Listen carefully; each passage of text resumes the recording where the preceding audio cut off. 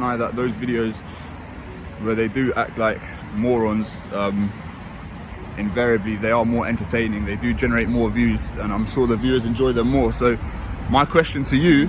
All right, folks, buckle up. We're in Peckham today, one of London's busiest, most unpredictable spots for public audits. The auditor's just setting up outside a police station, camera rolling, when things slowly start to heat up. At first, it's calm. Polite officers, professional exchanges, but keep watching, because what starts as a peaceful interaction turns into an argument over suspicious filming, followed by a questionable stop under Section 43 of the Terrorism Act. You'll want to see how this unfolds. The viewer is, would you still be happy for me to upload those videos and watch those videos regardless of the outcome? Because ultimately we can't predict what's going to happen when we do these videos, and I would still like to shed light on those officers that are, you know, performing within the boundaries of the law and kind of staying dedicated to their duties. So yeah, just let me know how you feel about that.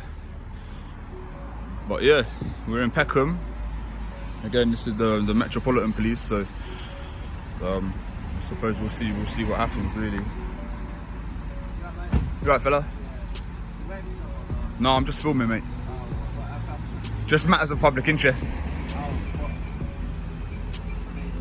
Matters of public interest. Just people are interested in this sort of thing. You'll be surprised. All good, yeah? Cheers, guys.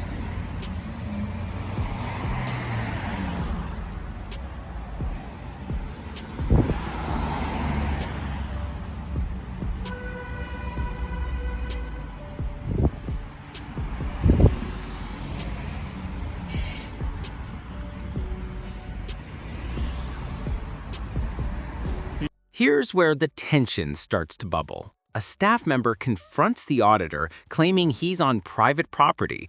But listen carefully. There are no signs, no fences, no restricted markings. Under UK law, this is what's called implied right of access. As long as an area is open to the public, filming and measuring are lawful. So when this employee pushes the private narrative, it's setting up the classic audit confrontation we all know too well. Authority versus accountability. He seemed alright. See, this is what I mean. I feel like they can quickly establish whether I'm a threat to them or I'm a terrorist. Like, he judged me pretty quickly, and probably off instinct, and he could probably quickly ascertain that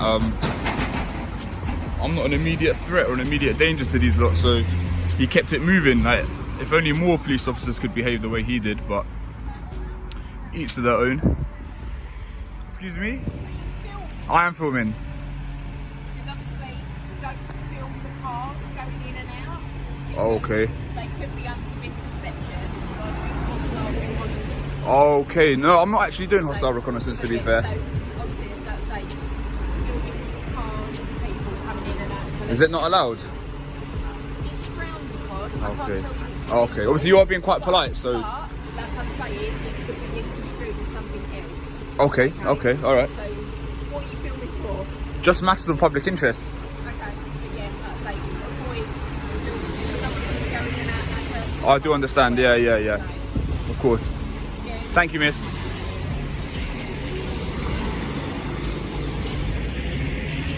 So again, an extremely polite police constable yet again.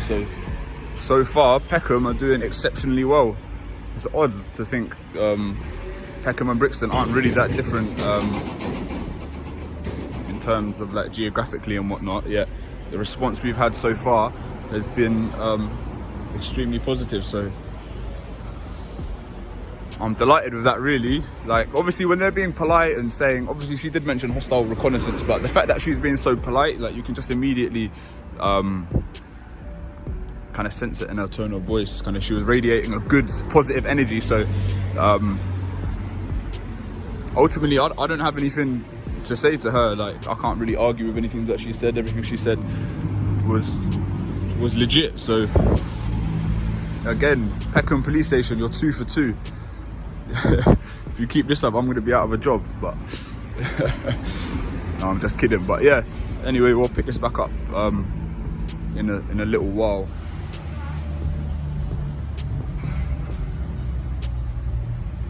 All right, here comes the shift. The tone changes. This officer is immediately defensive, pulling out a notepad before even establishing reasonable suspicion.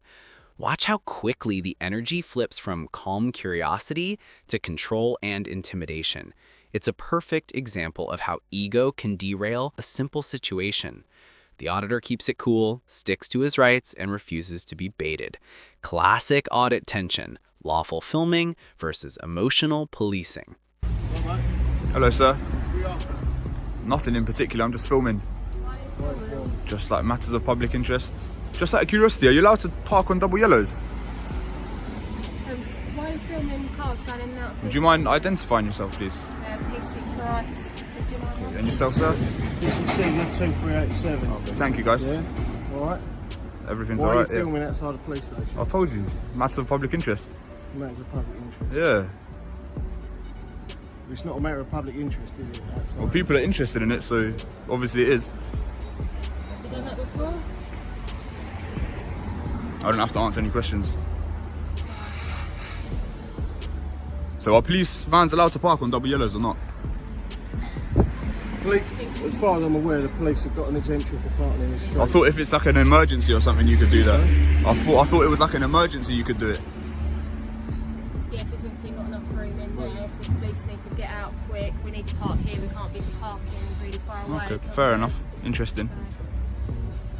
You done? What's your name, mate? Do I need to give my name? What's your name? Because you're filming outside the police station. Okay. We'd like to just do some checks on. Now, this is where it crosses into questionable territory. The officer claims it's a security issue, but never articulates a specific crime. That's key. Under UK law, suspicion must be grounded in objective facts, not feelings. Saying, "You're filming, so it's suspicious," isn't enough. Watch closely. Instead of investigating calmly, he starts trying to force compliance through authority. Ever notice how fast concern turns into control in these clips? What crime do you suspect me of committing? But at the moment, it's a bit suspicious that you're filming outside the Okay, police what are you station suspicious in a of? van. Don't need to get your pen out, mate. Anyone No. filming outside No, the police put station your pen back in your doesn't pocket. I'm come going to ask behind you to it. leave then. Okay? I'm on a public pavement, mate. Yeah, but you're outside. Am I free to go?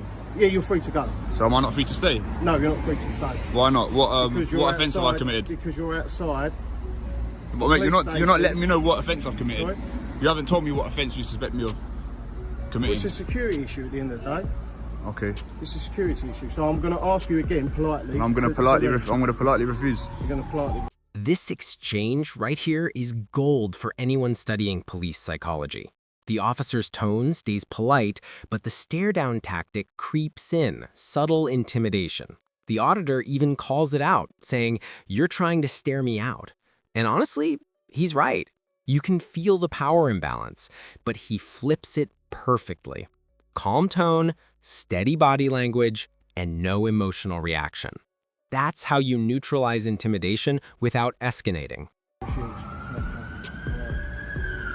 I'm going to ask you again, what's your name? I'm not going to tell you my name. You're not going to tell me. I haven't committed an offence. Why would I give over my personal information? Not because I've got something to hide. Because this is Just my right. Got police officers going in and out, and if you're filming their cars. Okay, well, or what do you whatever suspect going me of in and doing? out, well, I don't know at the moment. It's a bit strange. Well, isn't it? suspicion Police is cars not a going crime. in and out. You suspecting me of doing something is not me committing a crime. So if we're done here, I'd like to continue filming. You don't seem too happy. I'm not happy. You're trying to stare me out. I'm not trying to stay Yeah, you are. No, I'm Yeah, not. you are. I'm asking you politely again. You won't intimidate me. I'm not trying to intimidate You have. Well, I'm not, am I? Well, I feel intimidated, so maybe you are. Maybe it's working. I feel you feel intimidated. Yeah. What? Because you're standing outside a police station filming officers going about their lawful business. I'm going about my lawful business, sir. If you're intimidated, you're ready. Just because I feel intimidated doesn't mean I have to leave. I bet you saw intimidated in duty doesn't mean you can leave your post. No, that's true. You've got a job to do, yeah. Yeah, that's right. All right. Here's where the conversation becomes philosophical and tense. The auditor says suspicion isn't a crime, and he's spot on. Yet the officer keeps circling back to the same non-reason. It's a security issue.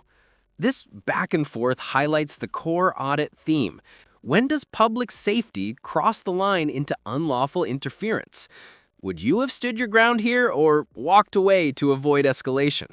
Okay, cool. So like I said, if we're done, then I'd like to continue filming. I hope you can appreciate where I'm coming from. I've been quite polite in that. I'm not trying to provoke you or anything like that. You have been polite, and I Thank think you. As me and my colleague been polite as well. Kind of, but you have told me to disperse for no real reason. As you said, it is a security issue. You're outside. No, but I've got just as much right to be here as you. Like, I'm in public. Cars going in and out. Look, no one's disputing you being on a public footpath. All right, yeah? all right. But what the issue is, why are you filming? Matters of public interest, sir. But what's the matter of public interest? Yeah, what matter of public interest? People are interested in this kind of thing. You're interested. All right, are we done? Are you going to be leaving?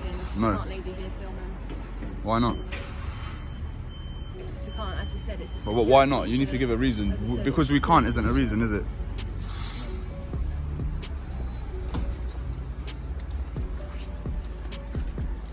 Listen to me. All right, I'm listening. I'm PC Seeger Yes, from sir. Peckham Police Station. We've been speaking for 5-10 minutes, okay? Can you mind just keeping the distance, please? No. If you need to do something, then do it. Yeah, But I am, okay? You are now detained All right, under section... all right. Would you mind explaining what's just gone on? No, you've already been told. We don't need to do it. No, just for the viewers. Would you mind explaining what's just happened, please? Excuse me, sir. Becky, enjoy your day, man. Just explain to you. Just your copy of your service Yeah. record, yeah? It's all been explained. It's all been explained, so we're not going to go over it again.